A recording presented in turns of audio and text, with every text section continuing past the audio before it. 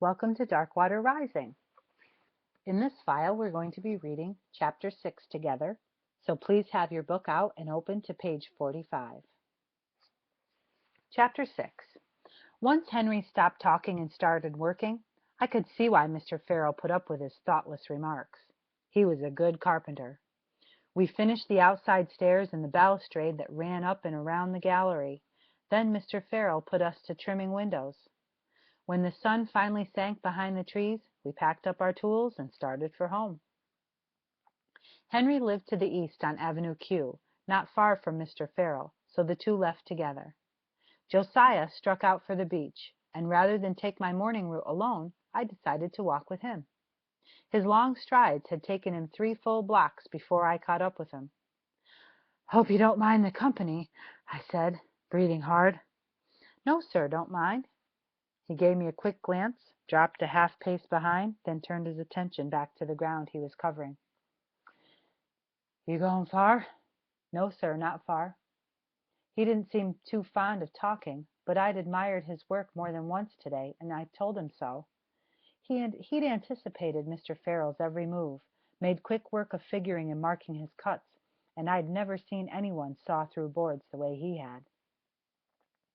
He listened, then tossed me a look I couldn't quite decipher, something kin to puzzlement, or perhaps surprise. It left me thinking that maybe no one had ever told him just how good a carpenter he was. After several more failed attempts at talking, we walked in silence. Just before we reached 35th Street, where Uncle Nate lived, Josiah nodded his goodbye and turned down the alley. I slowed, trying to keep my eye on where he was going, but he disappeared quick, leaving me to wonder just how close he lived to Uncle Nate. As I passed 35th, I looked long and hard down the street, hoping to catch a glimpse of Ella Rose, the girl with the sunshine hair. But I still had a good walk ahead of me, so I didn't dally.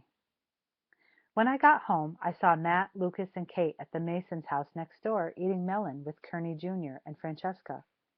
"Hey!" Matt spit seeds. "Did they sack you yet?"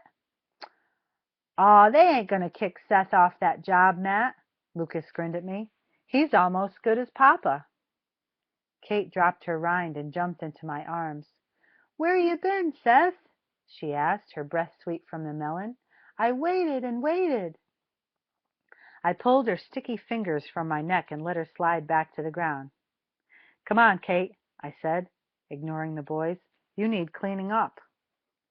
We both washed up out back after sending Kate in to Mama.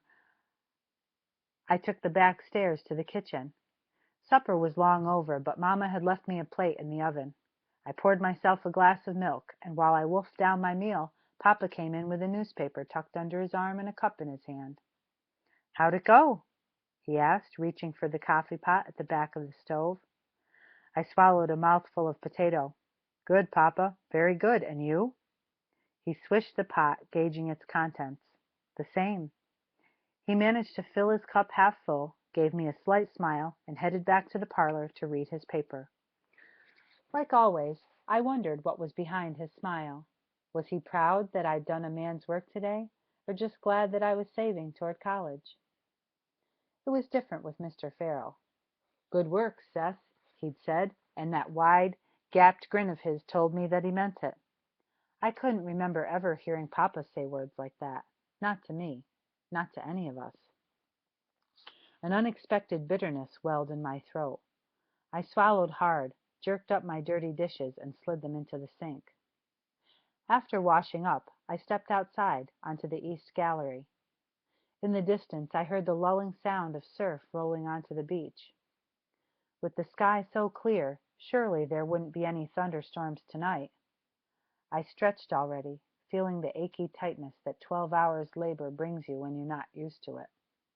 Tomorrow I'd work that soreness out, but I didn't see how I could work away the bitterness inside of me if Papa kept adding to it every day. The 3 Judson brothers arrived early Wednesday wearing black mourning bands around their shirt sleeves. One glance, and I knew Frank and Charlie were twins. Same nose, same crooked teeth, same colic in their identical brown hair. They looked to be about 20, some years younger than their brother.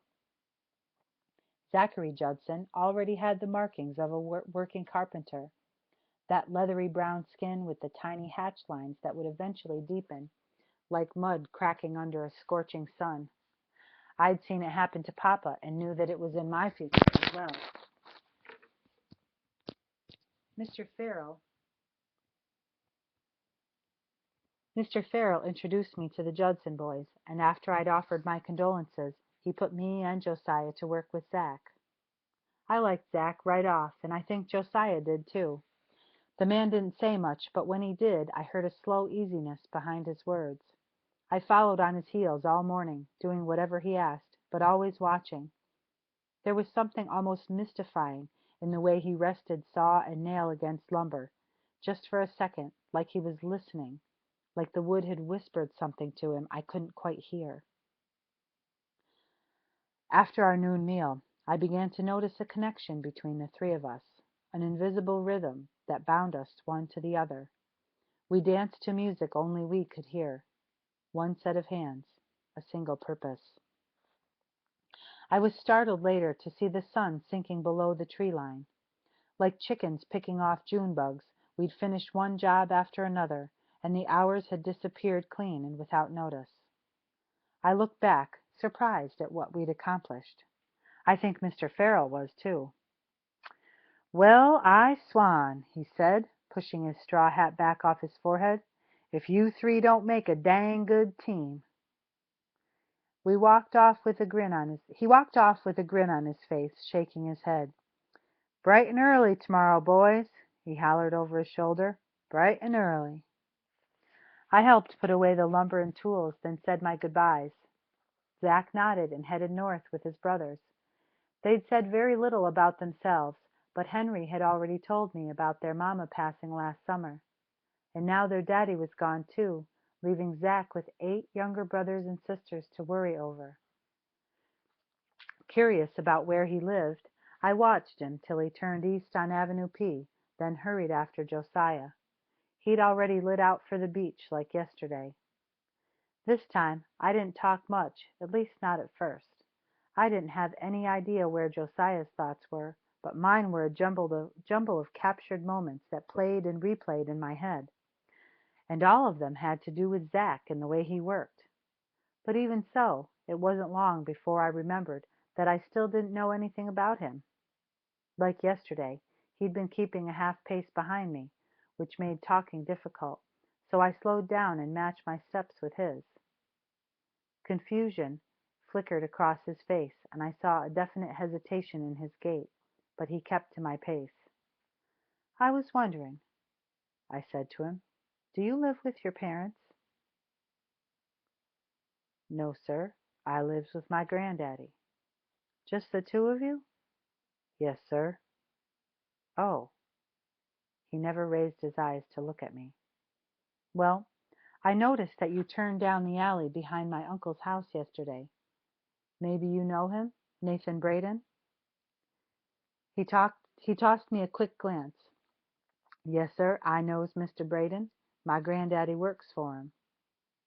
"Your grandfather is Ezra?" "Yes, sir." I grinned at him. "I stayed at my uncle's house just this past Friday. Ezra helped us get moved into our rental the next morning." "I knows.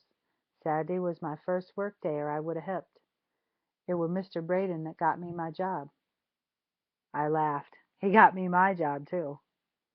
Josiah never looked me in the eye, but he smiled slightly before he turned down the alley. "See you tomorrow," I called. "Yes, sir," he called back. I shook my head. No one had ever called me sir before, especially not someone my own age, and it just didn't sit right.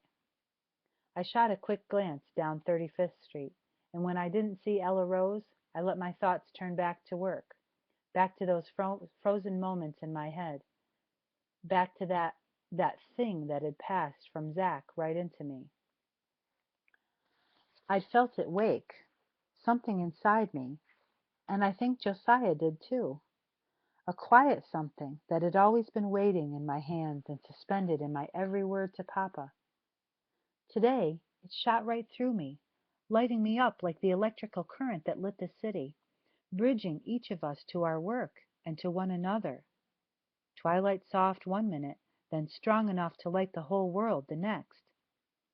I didn't understand it, not a bit of it, but thanks to Zack, I recognized it.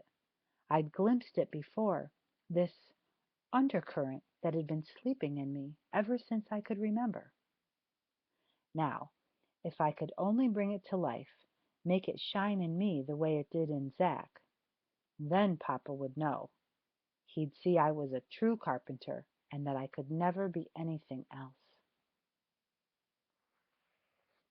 This concludes Chapter 6. Thank you.